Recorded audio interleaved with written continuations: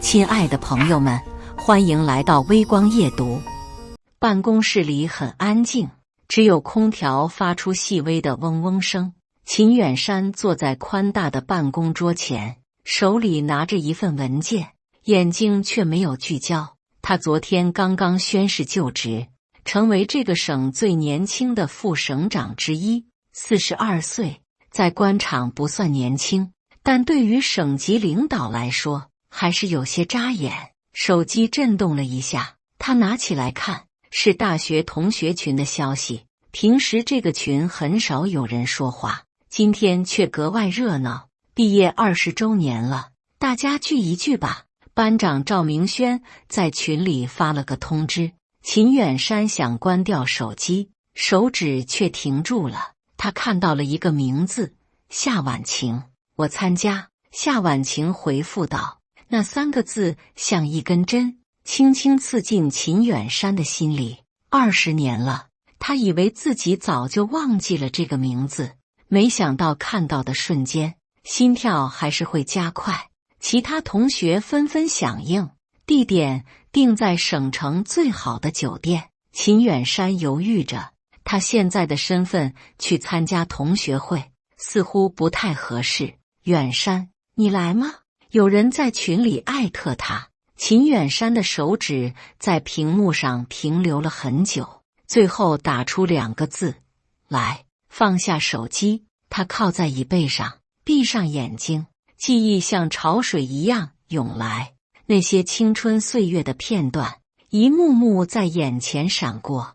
20年前的那个夏天，秦远山第一次走进大学校门，他背着一个破旧的帆布包，里面装着所有的家当。他是村里第一个考上重点大学的孩子，全村人凑钱给他买了车票，母亲把家里唯一的一头猪卖了，给他凑学费。宿舍里，其他3个室友都是城里孩子，说着他听不懂的流行语，穿着他叫不出牌子的衣服。秦远山默默地收拾床铺，尽量不引人注意。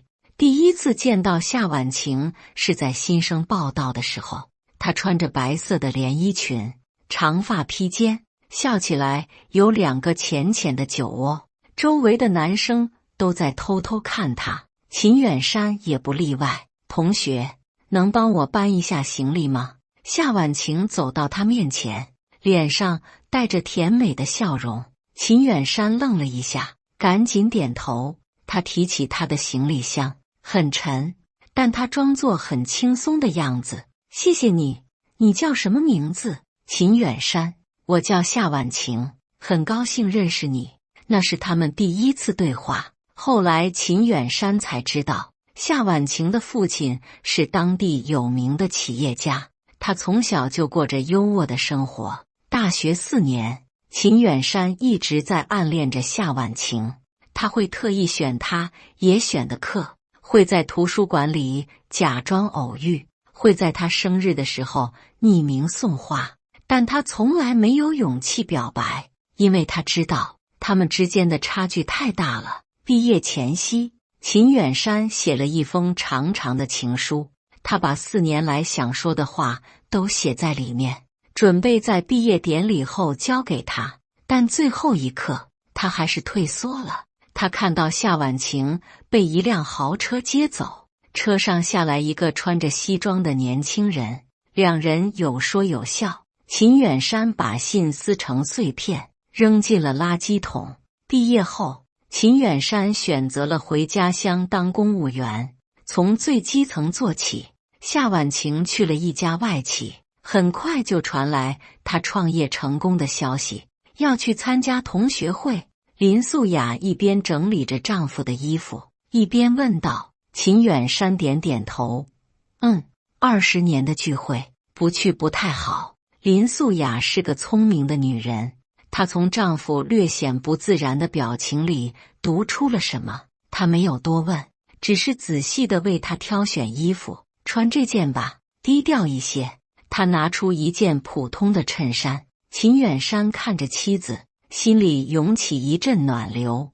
他们结婚15年了，林素雅一直是他最坚实的后盾。他是大学教授，知书达理，从不过问他的工作，只是默默地支持着他。素雅，谢谢你。林素雅笑了笑，去吧，早点回来，记得别喝太多酒。秦远山想说什么，最后只是点点头。他知道妻子什么都明白，但他选择了信任。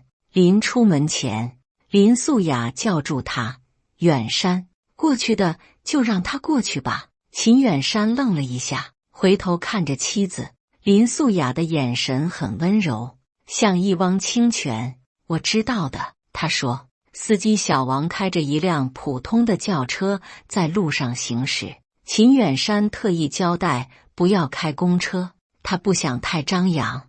天气预报说今天有雨，果然，车开到半路就下起了大雨，雨水打在车窗上，发出噼里啪啦的声音。秦省长，要不要找个地方避避雨？小王问道。不用，继续开吧，别迟到了。车子继续前行，雨越下越大。突然，前方的车流慢了下来，小王踩下刹车，探头往前看，好像有车抛锚了。秦远山透过雨幕看去，只见路边停着一辆破旧的面包车，一个老人正在车旁焦急地打电话，车里还有一个小女孩，看起来只有5、6岁的样子。停车，秦远山说。秦省长，我们要赶时间，停车。秦远山的语气很坚定。小王只好把车停在路边。秦远山推开车门，大雨瞬间浇在他身上。他快步走向那辆面包车。老人家，需要帮忙吗？老人看到有人来帮忙，眼里闪过惊喜。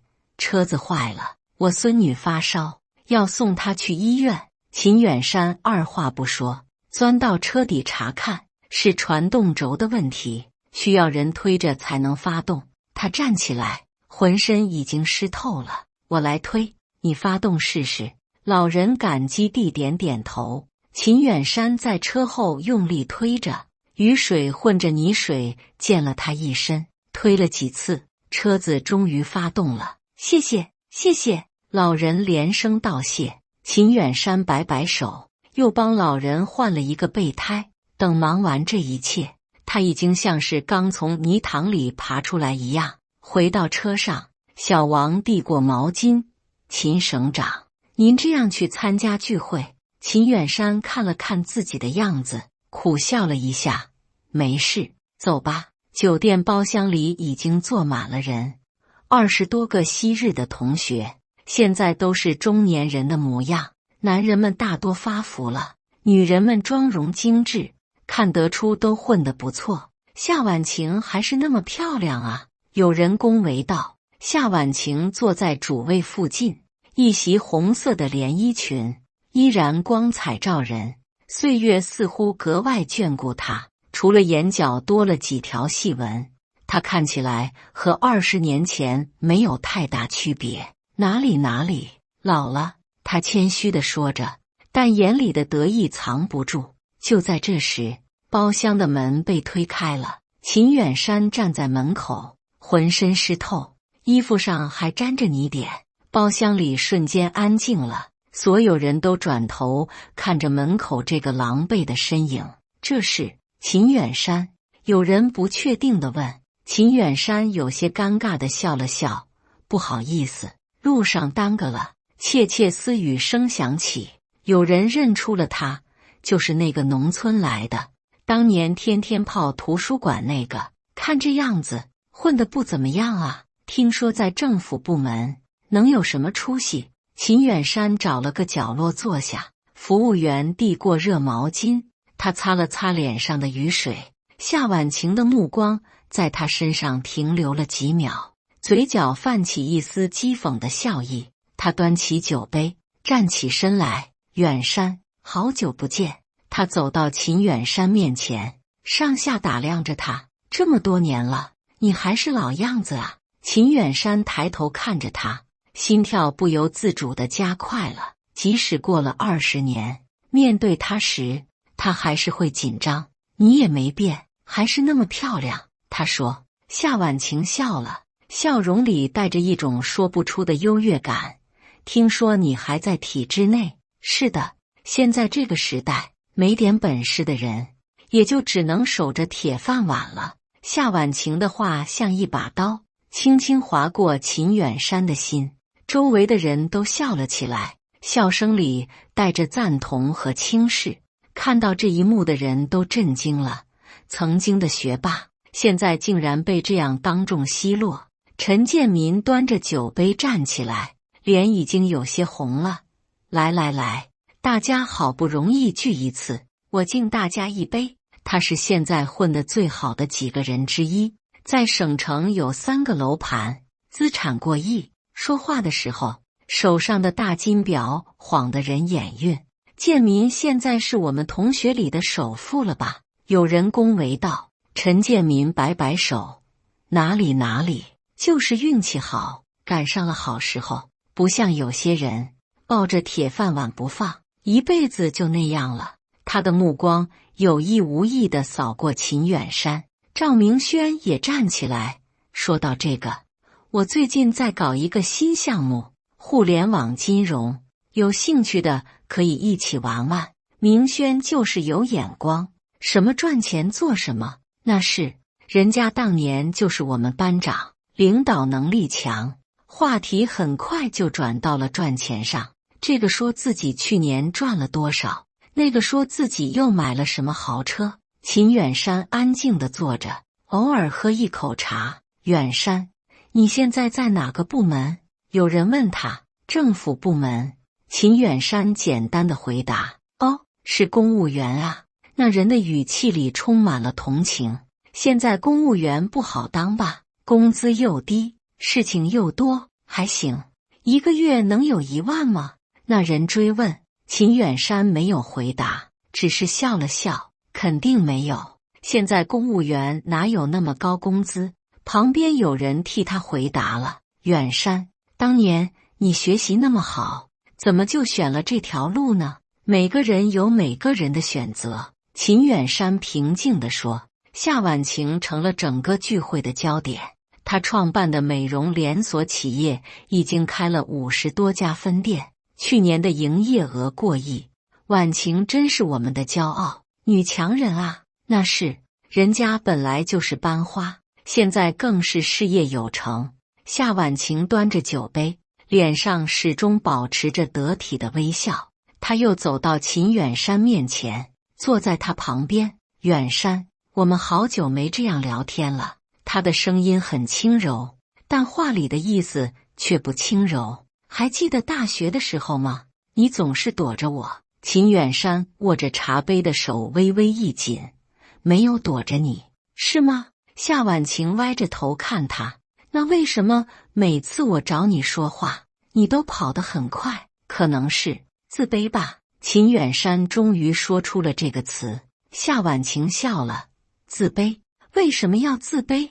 你的成绩那么好，成绩好有什么用？秦远山苦笑。在你们眼里，我始终是个农村来的穷小子。你想多了。夏婉晴端起酒杯，来，喝一杯。当年的事都过去了。秦远山也端起酒杯，两人碰了一下。远山，说真的，你当年要是跟着我们一起下海，现在肯定不是这个样子。夏婉晴的语气里带着惋惜。你看看建民，看看明轩，哪个不是风生水起？可能吧？什么叫可能？肯定是。夏婉晴的声音高了一些。你知道吗？上个月我刚买了一辆玛莎拉蒂，500多万。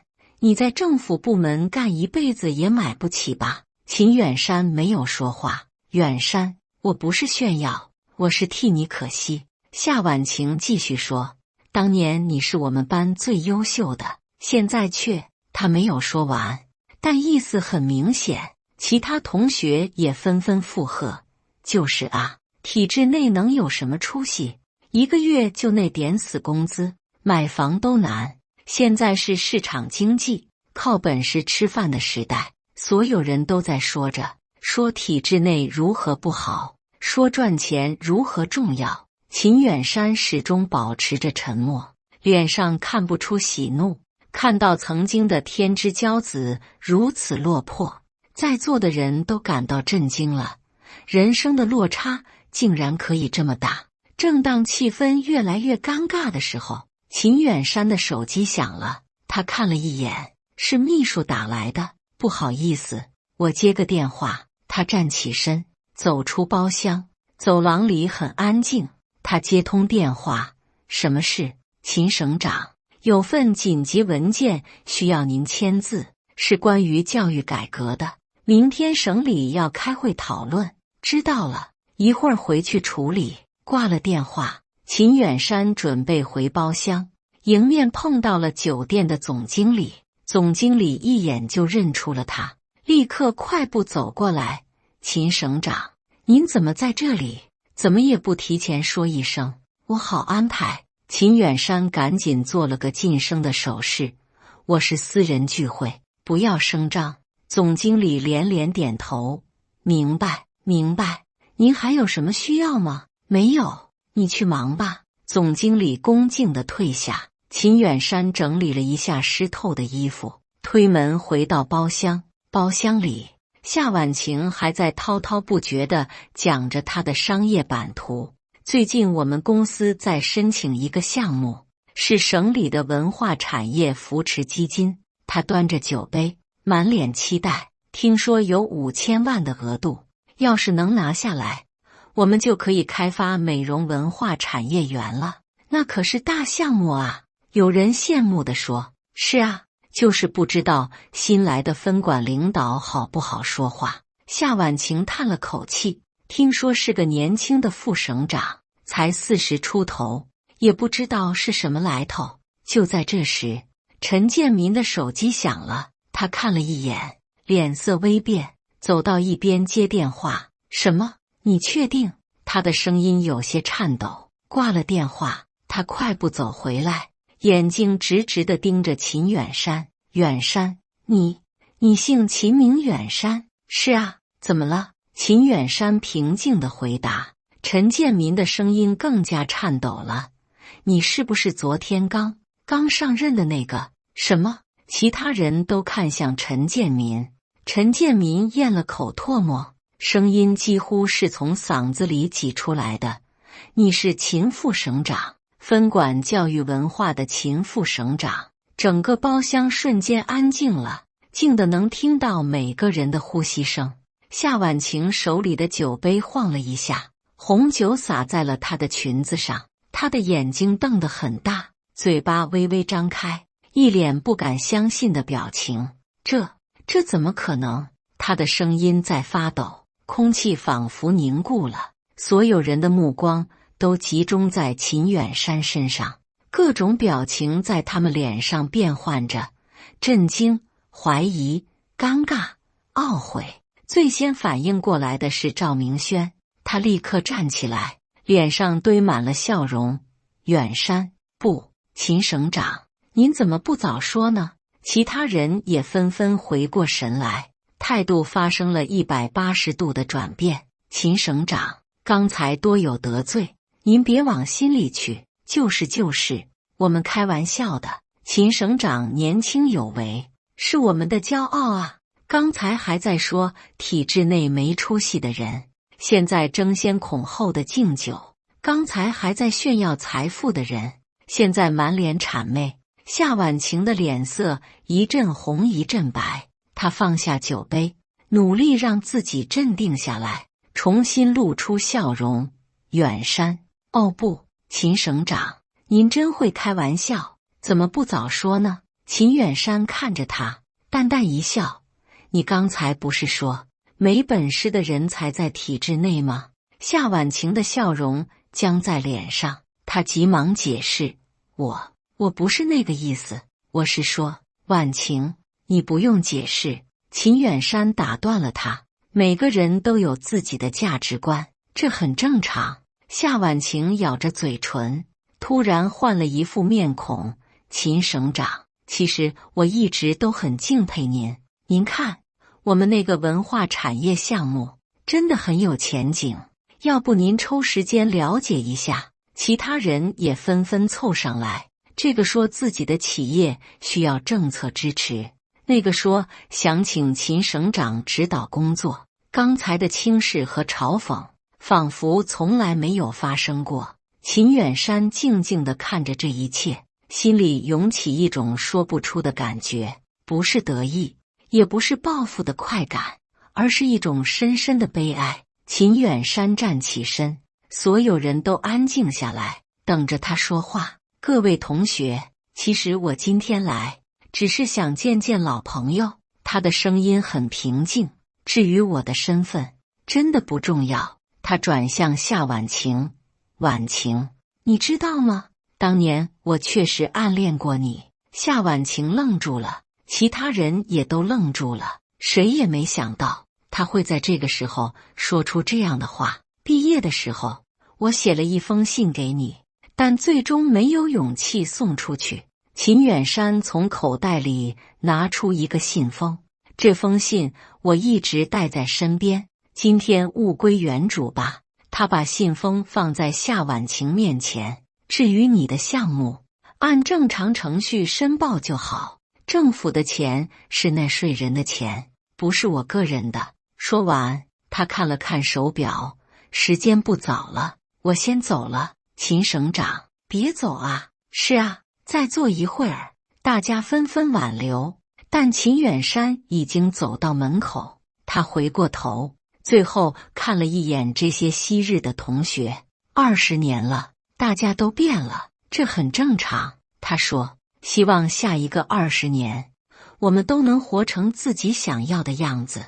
走出包厢，秦远山长长的呼出一口气。雨已经停了，空气格外清新。